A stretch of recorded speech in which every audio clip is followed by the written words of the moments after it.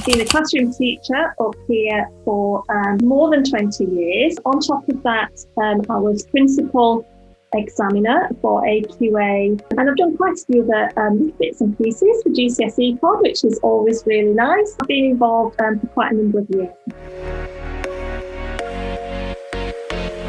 I think with English, people have a bit of a misconception, really, that you can't study for it. That comes from the fact that so much of the paper is unseen. So that kind of lulls people into a false sense of security. My advice really, in terms of the best way to study, is to look at the skills at each question that you're answering and train for it. Practice the skills, get your timing right so that you actually feel confident that when you do meet unseen material, you're not tripped up by what you actually have to do with it.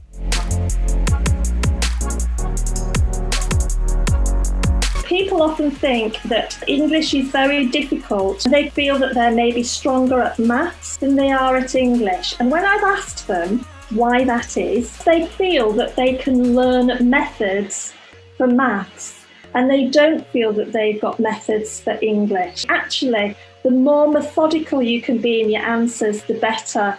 And I think that's something that we've tried to do within the pods, is to give students a very clear method for answering their questions. With literature, it's about feeling confident with your knowledge of the texts. I would always say to students that you need to do at least 3 reads. If you listen to an audio version of your 19th century novel, a couple of afternoons. It's taken a long time to do that reading class, but don't feel that it's going to take that long to do a reread. Sitting watching the play with a script in front of you is a reread. An audio version is a reread. So you can get through it 3 times. You've cracked it.